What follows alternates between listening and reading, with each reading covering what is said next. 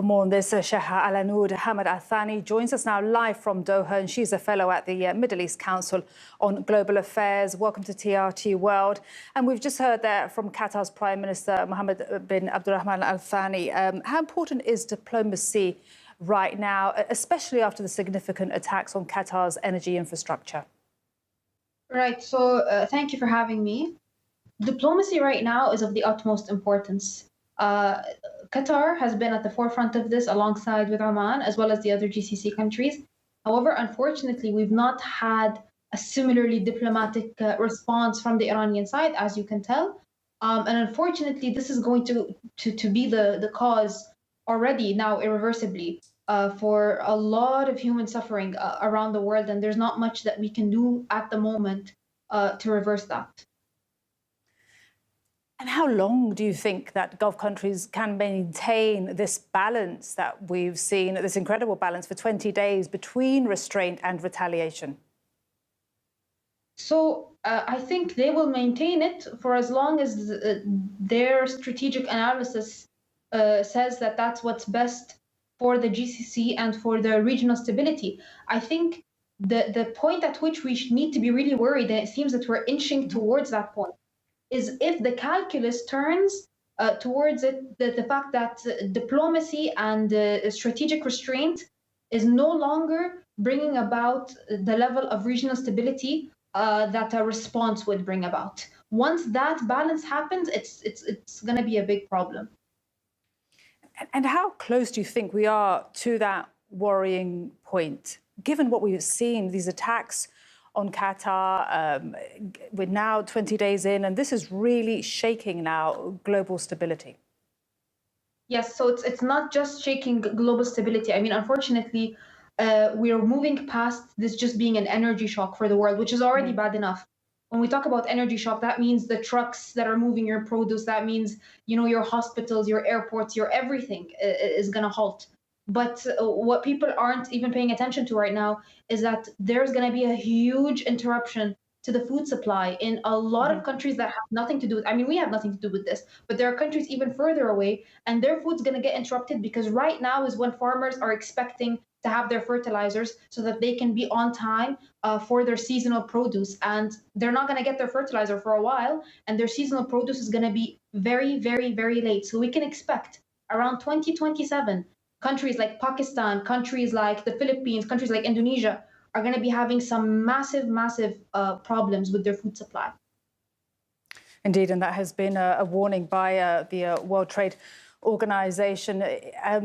Back to the Gulf countries, how let down do they feel right now by the US? And do you feel that over these past 20 days, the strikes on all the GCC countries has pushed them further away from trusting their US ally?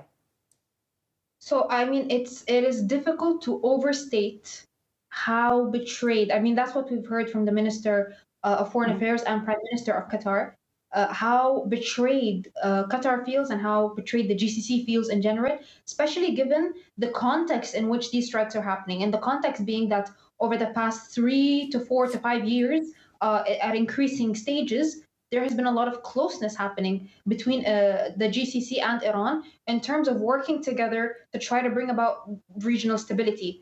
We've seen that in the previous strikes on Iran a few months ago, we saw that there was a unanimous condemnation coming from the GCC and the Arabs, and even Saudi Arabia, who arguably had the worst relations with Iran previously, came out and called Iran a brotherly state. So for this to be the response of the Iranians 10 minutes after the first strike hit their land, it's unbelievable. And it's not even justifiable in terms of what's in their best interest. It's not in their best interest. And earlier I had an Iranian guest, a foreign policy analyst on my program, saying that one of the demands could be, before any diplomacy starts, is for the US bases in Gulf countries to be closed. Do you think that could ever be a consideration for Gulf countries?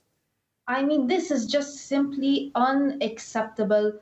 I get that the Iranians are under a lot of pressure and, you know, they're in a war right now, but that does not give them the right to dictate to other countries how to handle their relations, how to handle how they deal with other countries. who they should or shouldn't host in their lands. This is a red line. This is called national sovereignty, the same way that the GCC and other Arab countries aren't dictating to Iran who they should deal with and shouldn't deal with. This is a red line, and this bullying behavior, I mean, it's bad enough if you do it when you have power to back it up and the ability to force countries to do such a thing. But to do so when you're on the back foot and to try to dictate to your neighbors who are working side by side with you and who are trying to make sure that this war doesn't happen is just absolutely unacceptable. And it's a sign that the Iranian diplomacy has lost the plot and they've lost the path. What about US foreign policy right now? Because we've seen mixed messages coming from Benjamin Netanyahu and Donald Trump with regards to who knew what with regards to the attacks on the Iranian energy sites. What do the GCC countries feel right now with regards to some of this mixed messaging that we're getting about who knew what? I mean, irrespective of who knew what about this specific attack, overall, the GCC countries have been warning for months now and have been putting a lot of effort and a lot of their resources towards making sure that this war doesn't break out and that we reach a peaceful resolution on the negotiating table. Because even if war breaks out, this is the kicker. Even if war breaks out, you still can only end it by negotiating on the negotiating table. The only point of all of this is to try to get better terms on the table, which the GCC countries are arguing could have been reached without all of this happening. Now we're at a stage where the entire world's food supply is going to get interrupted. The entire world's energy supply is going to get interrupted. And it's difficult to find that any outcomes have been achieved that justify the human suffering that we're about to see all over the globe. Absolutely. And what do you feel should be done from the international community? Do you feel that they're doing enough to stop the attacks on Gulf countries now 20 days in? I mean, as far as I can tell, none of the GCC countries have overtly requested or explicitly requested the help of anyone. I know that we had British fighter jets over the Gulf Sea, helping Qatar to intercept some of the missiles. However, it's not about what should the countries do. It's about what are they likely to do.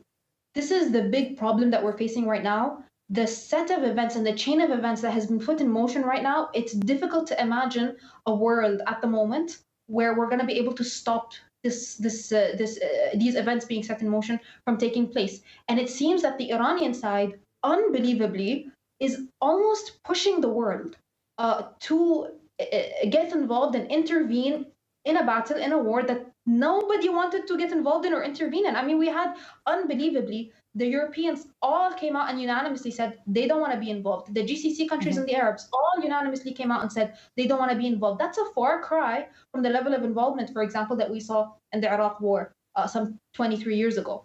And so at this stage, with that reaction, it's very difficult to understand why the Iranians are giving more and more incentives and almost giving the world no choice if they continue on the path that they're on, to intervene, at the very least to secure safe passage through the Strait of Hormuz. But if they keep upping the ante, probably more intervention than that. Thank you so much. Really appreciate you coming on the programme here on TRT World. Sheikha Alanoud, Hamad, Thani joining us there from Qatar. Really appreciate it. Thank you.